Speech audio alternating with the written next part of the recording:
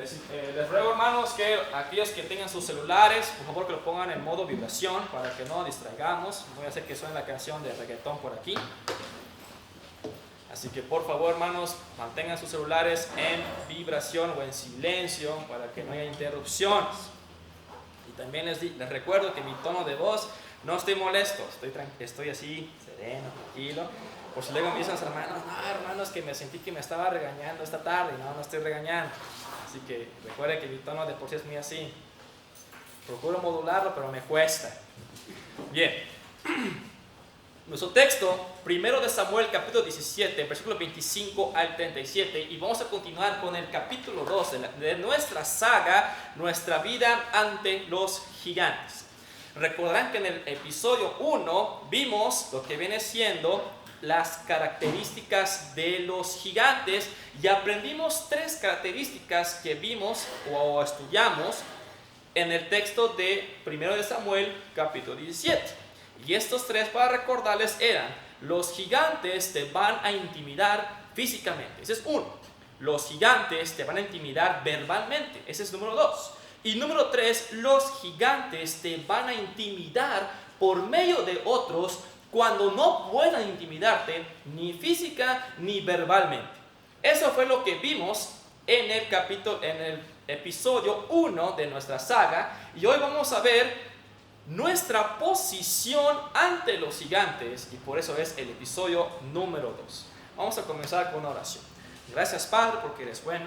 Te rogamos, Señor mío, que sean palabras en mis labios, sean tus palabras en mis labios.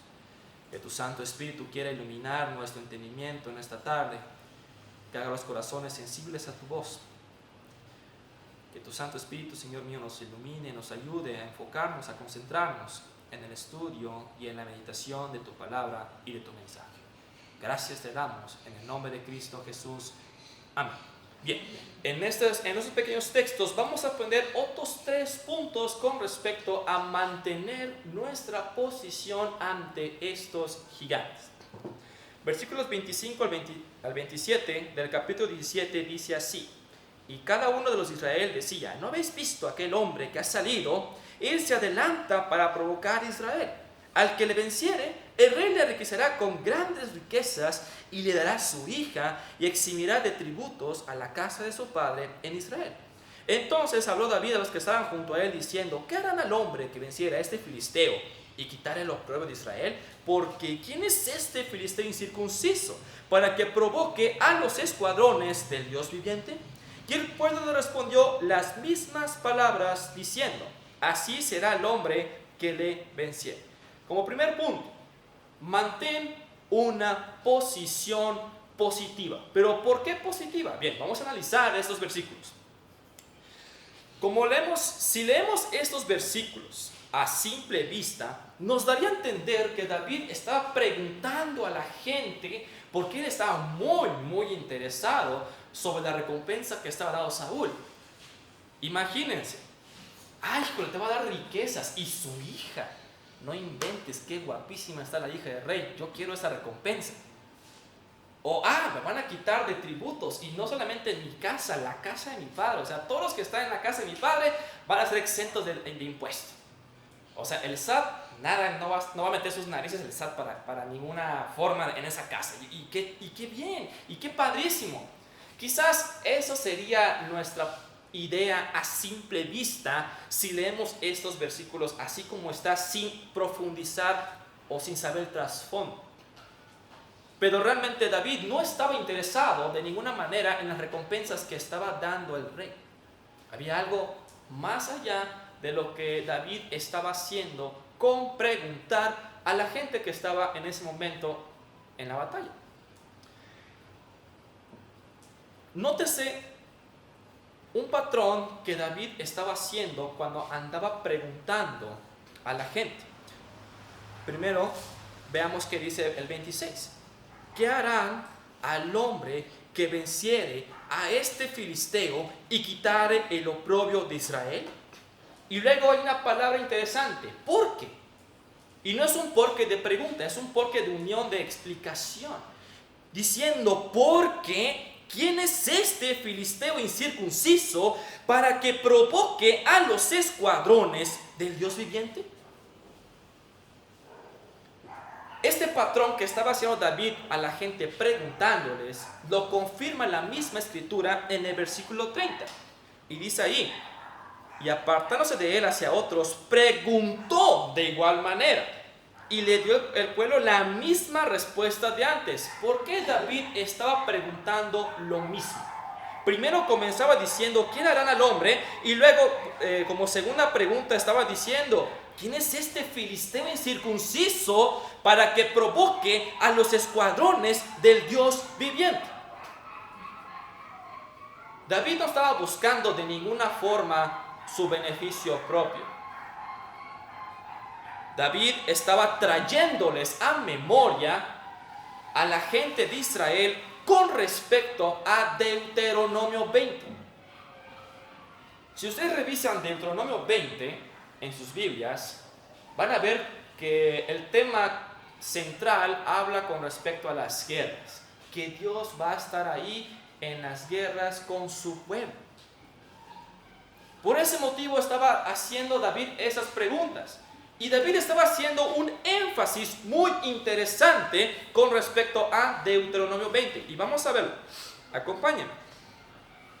Deuteronomio 20,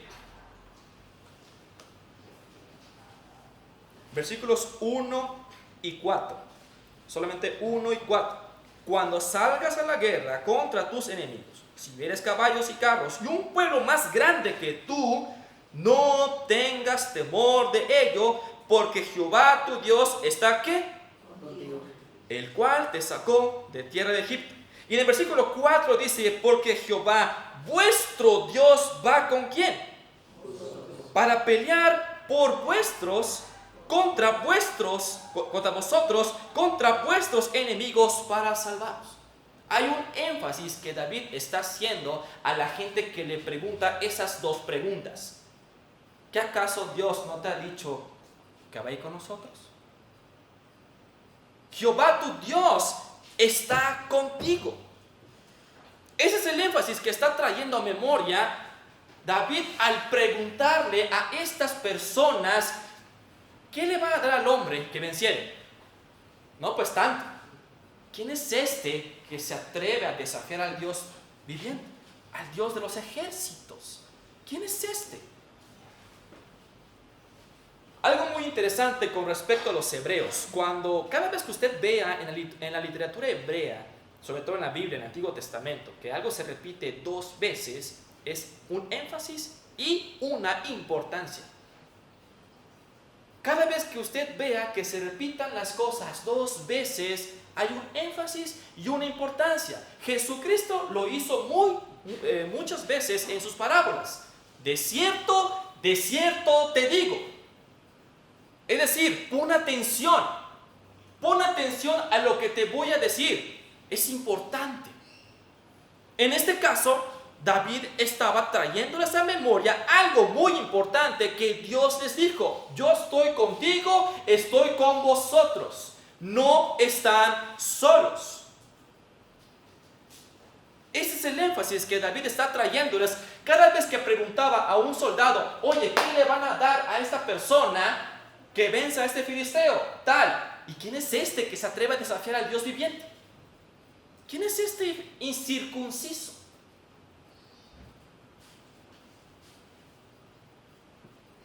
Entonces, mantén una posición positiva al recordar que Dios está contigo en la batalla. Esa es lo positivo, tu posición que debes de mantener. Mantén una posición positiva recordando que Dios está contigo en la batalla, no estás solo. Muchas veces pareciera que estamos solos porque clamamos a Dios y Dios no responde. Pero Dios está ahí. Hay una frase que utilizan mucho los maestros y sobre todo los que son de cultura japonesa. Y dice, recuerda que cuando... ¿Cómo era? Ya se me olvidó. Bueno, yo oí las palabras, se me fueron las cabras al monte. Pero el dicho daba a entender que cuando un alumno estaba en una prueba, el maestro estaba en silencio. Y es lo mismo con Dios. Cuando hay una situación, una prueba grande, no estás solo. El maestro está junto a ti, pero está en silencio. Y no significa que no puedes clamar a él. Sí puedes clamar al maestro, pero está viendo qué más vas a hacer. Entonces, como primer punto, mantén una posición positiva al recordar que Dios está contigo en la batalla. Versículos 28 al 30. Y oyéndolo hablar, Eliab, su hermano mayor, con aquellos hombres, se encendió en ira contra David y dijo: ¿para qué has descendido acá? ¿Y a quién has dejado aquellas pocas ovejas en el desierto? Yo conozco tu soberbia y la malicia de tu corazón, que para ver la batalla has venido. David respondió: ¿qué he hecho yo ahora? ¿No es esto mero hablar? Y apartándose de él hacia otros, preguntó de igual manera, y le dio el pueblo la misma respuesta de antes. Como segundo punto, mantén una posición templada. Para aquellas personas que no saben qué es templada, existe una parte del fruto del Espíritu Santo que se llama dominio propio. En algunas otras versiones, la frase dominio propio lo cambian con templanza. Entonces, el estar temple o templado es un derivado de dominio propio. ¿Pero por qué dominio propio? ¿Por qué? Bueno, en este caso, Eliab estaba atacando a David. Eliab ni siquiera preguntó qué estaba haciendo David. Solamente vio y dijo: ya vi tu malicia, ya vi que tú estás preguntando porque tú quieres sacar beneficio de la batalla. Pero no es así. Incluso las palabras que dijo Eliab, hay un comentarista que me gustó cómo lo parafraseó y dice: no estás satisfecho con tu oficio humilde de cuidar ovejas y por eso buscas un oficio de alto nivel. Viniste a la batalla para sacar beneficio para ti. Sin embargo, ya hemos analizado que en los versículos anteriores David no estaba buscando su beneficio propio. Estaba completamente indignado por lo que estaba ocurriendo, porque el pueblo estaba temeroso, porque el pueblo olvidó la promesa de Dios, que Dios está contigo. Y que si es una batalla, y si es una guerra, clama a Dios y Dios te dará la victoria. Había un problema ya. Y por eso David estaba trayendo a memoria a los soldados que iba preguntando para ver si alguno de estos soldados se animaba a decir: yo voy porque he recordado lo que dice la palabra del Señor. Pero ninguno fue. Y por eso andaba preguntando David, preguntando y preguntando y preguntando: oye esto, que oye aquello, que oye esto. Y nadie le dio una respuesta diciendo: oye, es verdad, yo voy. Cuando tenemos un problema, escuche bien, por lo general, los primeros en atacarnos, ¿quiénes son? La familia. Siempre. ¿Por qué? Pareciera que realmente es una maldición. Pero el Señor Jesús aún así nos prometió que tendríamos esas dificultades con la familia. Vamos a buscarlo. Está en Mateo 10, 34 al 36. Vamos a buscar nuestras Biblias. Mateo 10, versículos 34 al 36 dice: no penséis que he venido para traer la paz a la tierra. No he venido para traer paz sino espada, porque he venido para poner en disensión al hombre contra su padre, a la hija contra su madre, a la nuera contra su suegra, y los enemigos del hombre serán los de ¿quién? De su casa. Es una promesa del Señor, pero es una promesa basada en ¿qué? Cuando nosotros estamos en Cristo, tendremos problemas siempre con la familia por causa de Cristo. Siempre. Y más aún si tu familia es inconversa, porque no van a estar de acuerdo contigo en nada de lo que tú hagas o nada de lo que tú digas de Cristo. Ya deja la ley de Cristo, no quiero saber nada de tu Cristo. Ay, pura iglesia contigo. ¿Cuándo vas a venir con nosotros a comer y a beber? Y siempre son problemas que ocurren en la casa, mayormente con la familia, pero específicamente con los inconversos. Pero en este caso, Eliab no conocía realmente el trasfondo que David estaba haciendo. Eliab no averiguó de ninguna manera o preguntó qué es lo que estaba haciendo David en ese momento que andaba preguntando. Solamente vio y enseguida fue a atacarlo con palabras hostiles. Pero ¿sabe una cosa? David ni siquiera se tomó la molestia ni el tiempo para pelear contra su hermano. ¿Por qué? Porque David sabe que el enemigo no es su hermano. El enemigo no es tu hermano, no es tu madre ni tu padre, es una hueste espiritual. Dice en Efesios 6.2, vamos a ver nuestras Biblias, Efesios 6.2. Vamos, Efesios 6.2. Ay. 6.12, perdón. Efesios 6.12. Porque no tenemos lucha contra carne, contra sangre y carne, sino contra principados, contra potestades, contra los gobernadores de las tinieblas de este siglo, contra huestes espirituales de maldad en las regiones celestes. Entonces, no pierdas tu tiempo si viene un familiar, un amigo, un vecino a criticarte, a desanimarte, a decirte algo negativo porque estás pasando por un problema. No le digas nada, ignóralo. David no perdió su tiempo con su hermano discutiendo porque sabe David que el enemigo no era su hermano. David sabe que el enemigo eran los filisteos, específicamente Goliat en ese momento.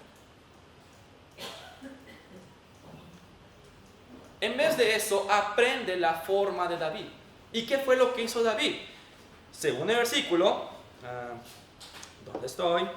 Versículo 30. ¿Y qué dice? ¿Qué dice? Versículo 30.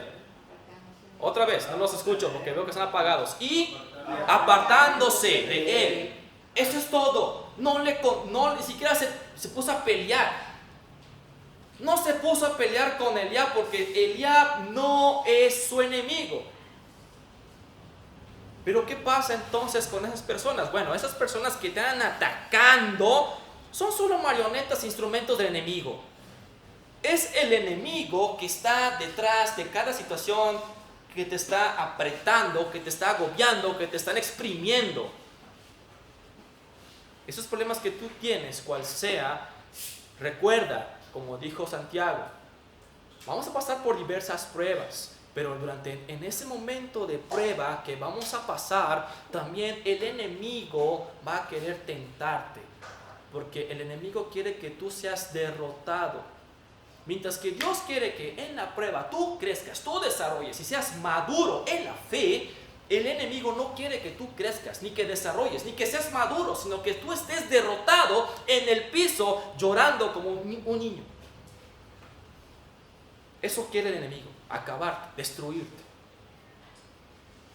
Así que recuerda, las situaciones que tengas, y si vienen personas a desanimarte, a criticarte, a señalarte, a apuntarte, ellos no son tu enemigo.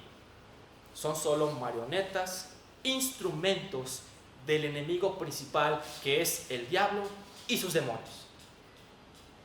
Por supuesto, no le vamos a echar la culpa todo al diablo, porque mucha gente dice, es que es el diablo, es que el diablo. Oye, ni que fuera tan importante como para que el mismo diablo venga a ti pues a provocar. Hay cosas que también son del mismo mundo o de la carne. Pero de todas formas, las situaciones siempre hay un enemigo detrás de todo. Y siempre son cosas espirituales. Así que no pierdas tu tiempo. Vamos a leer algunos consejos que nos da Salomón. Vamos a leer, por ejemplo, Proverbios 12:16. Proverbios 12:16. Proverbios 12:16 dice: el necio al punto da a conocer su ira, mas el que no hace caso de la injuria es ¿qué? Prudente. Así, eso los dejo allá.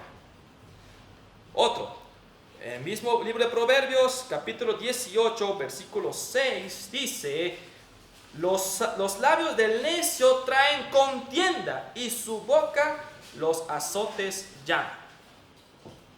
Siempre va a estar el necio atacándote. No le respondas, ignóralo. Capítulo 20, versículo 3. Honra es del hombre dejar la contienda, mas todo insensato se envolverá en ella. No te involucres con ellos. Proverbios 26, 4 al 5. 26, 4 al 5 dice: nunca respondas al necio de acuerdo con su necedad, para que no seas tú también como él.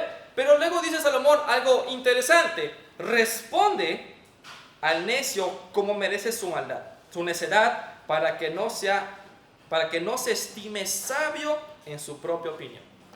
Habrá un momento en que tú tengas que responder, pero recuerda, con dominio propio. Una cosa es responderle con palabras sabias e inteligentes, y otra cosa es responderla por impulso y de forma irrazonable. Hay que tener dominio propio siempre con las palabras que respondamos a aquellos que nos están atacando. Como en el caso de David. David dijo: ¿yo qué hice? Solamente estoy hablando. Y luego se alejó de él. Eclesiastés 10:12. Vamos a revisar.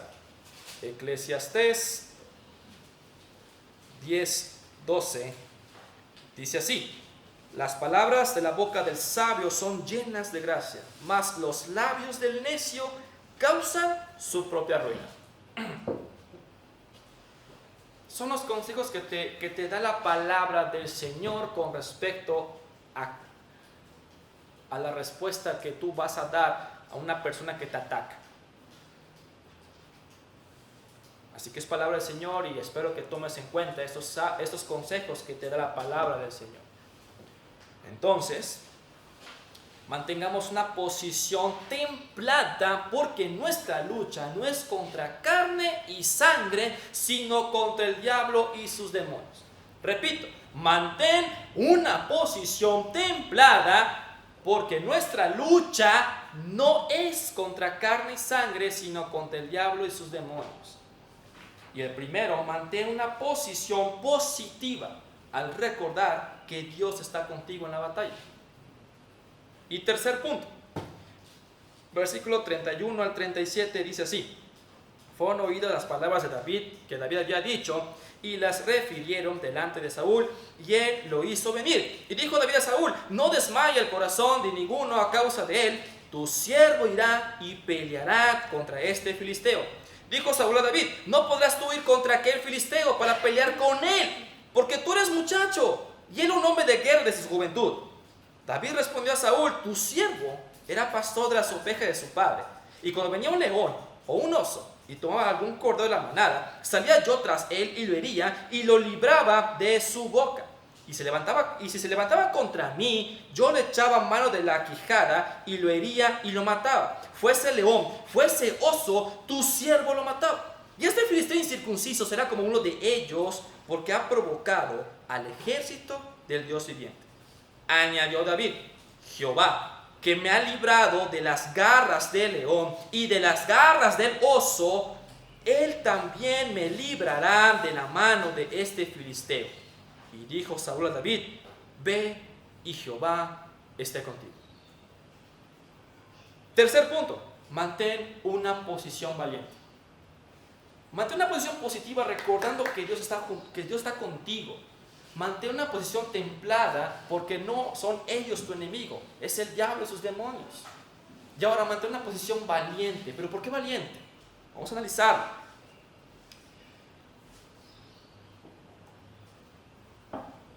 No solamente Eliab intentaba desanimar a David, no solamente era él, sino también el rey Saúl, el más alto, el más poderoso con respecto a posición. Intentaba desanimar a David diciendo: tú no puedes contra él, tú eres un chavillo, un mocosito, no vas a poder contra él. Él es un tremendo monumento. Tú apenas eres un palito, no inventes. No vas a poder contra él. Él es hombre de guerra desde su juventud. Tú nomás cuidas ovejas. Es más, hueles a chivo. No puedes contra él. ¿Cómo se te ocurre decirme que tú vas a ir? Si observamos bien lo que hemos estudiado hasta este punto, a David no le intimidó el tamaño de Goliat. Tampoco le intimidó de ninguna manera las palabras que estaba diciendo Goliat. No le intimidó ni física ni verbalmente. Todos los ataques que hemos visto hasta este momento enfocados a David estaban por medio de otras personas. Primero con la casa y luego con los de alrededor. Qué interesante. Pero ¿por qué motivo David no estaba intimidado? ¿Por qué el tamaño de Goliat no le provocaba miedo? ¿Por qué las palabras de Goliat no le provocaba duda? ¿Por qué? Bueno, la respuesta la tenemos en el versículo 34 al 37. Ahí está la respuesta. David hace mención de dos animales feroces, un león y un oso. Y estoy completamente seguro que ninguno de aquí se ha enfrentado cara a cara contra un león o contra un oso. Y no, si estás casado, tu mujer no cuenta como león ni como oso. No cuenta, de ninguna manera. Eso dicen que son más peligrosas, porque son certeras. Pero estoy seguro que ninguno de nosotros ha enfrentado a un león o a un oso. Ninguno. Cuando mucho han enfrentado a un gato. Y los gatos arañan, pero machín. Machín. Sobre todo el gato de mi hermana, araña bien feo. No se deja agarrar a ese gato. Y otra cosa, ¿acaso eso significa que David era un hombre fuerte como Sansón? Porque se menciona en Jueces que Sansón agarró una quijada de un buey que estaba ahí y con eso mató a un león. Y luego la agarró y lo despedazó. ¿Acaso David era un hombre fuerte, físicamente hablando? No, no lo era. De ninguna manera era un hombre fuerte. Es más, en los versículos 33 y 42 dice muchacho y también muchacho en el 42. ¿Pero qué es eso de muchacho? Bueno, en la palabra hebrea que se encuentra en la Biblia, la palabra se refiere a adolescente. Posiblemente entre 15 y 17 años de edad. O sea que no rebasaba los 20 años David, ni siquiera los 18. Era un adolescente ahí diciendo yo voy, no te preocupes, yo voy. Si nadie más de aquí va a ir, yo voy. Si nadie más se anima, yo voy. Entonces, ¿de dónde proviene la valentía y la seguridad de David? ¿De dónde proviene? La clave está en el versículo 37. Vamos a leerlo. Añadió David: Jehová, que me ha librado de las garras del león y de las garras del oso, él también me librará de la mano de ese filisteo. David está completamente seguro que Dios estaba con él, que su enemigo no era ni su hermano, no era ni siquiera el rey, no era ni siquiera los de a su alrededor, salvo los filisteos, específicamente Goliat, el gigante. Esa es la clave, Jehová. Dios es la clave. Dios es la clave del éxito en la batalla. No son tus fuerzas, no son tus métodos. No porque tú traigas el arca de Jehová a la guerra, crees que ya ganaron, porque así pasó en los primeros capítulos de Samuel. Había una guerra contra los filisteos y estaba ahí Elí, Ofni y Fines, los hijos de Elí, y estaban perdiendo. Ya habían perdido 4,000 personas en la batalla. Y luego dijeron, bueno, pues trae el arca. Y traen el arca y todos felices gritando, Y los filisteos, oye, ¿qué es este grito de júbilo que están haciendo los israelitas? Y alguien dijo, acaban de traer el arca de Dios. Estamos fritos. Es el arca de Dios. Pero si leemos la historia, perdieron. Murieron 34,000 hombres. O sea, no porque tengas un amuleto de la suerte, crees que eso te va a librar.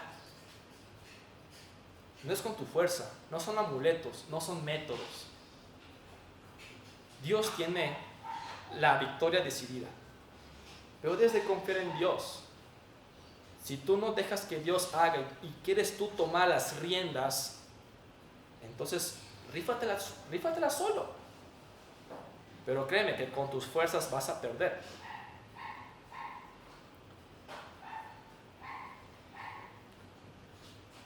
Es impresionante, este adolescente decidido y valiente, no había nada que le hiciera temblar, nada que le hiciera dudar. Él no mantuvo sus ojos puestos en el problema. Él mantuvo sus ojos puestos en Dios. Él ignoró las palabras de desánimo de los otros porque sabía que su enemigo no son ellos sino Goliat. David no solamente sabe que Dios está con él, sino que de Dios es la victoria. Entonces mantén una posición valiente. Dios está contigo, tus enemigos no son las personas que te rodean, es algo más allá. Va a terminar en conclusión. No existe problema que pueda superar a Dios porque Dios es más grande que todo problema. Recuerda que Dios está contigo, no lo olvides. Ante las críticas y desánimos de las personas, no pierdas tu tiempo peleando contra ellos. Recuerda que ellos no son tu enemigo, sino el diablo y sus ángeles. Y sé valiente, porque Dios ha prometido estar contigo por siempre. Recuerda, la victoria no depende de tus fuerzas, ni de los métodos que utilices. La victoria depende de Dios. Solamente espera en Él, porque Él tiene el control de todo. Vamos a orar. Gracias, Padre, porque eres bueno. Gracias, Señor mío, porque nos enseñas por medio de tu palabra que la victoria es tuya. Tú eres el Dios de la guerra, el Dios de las batallas. Y día a día tendremos batallas, luchas, y eres tú quien decide si caemos o nos mantenemos de pie.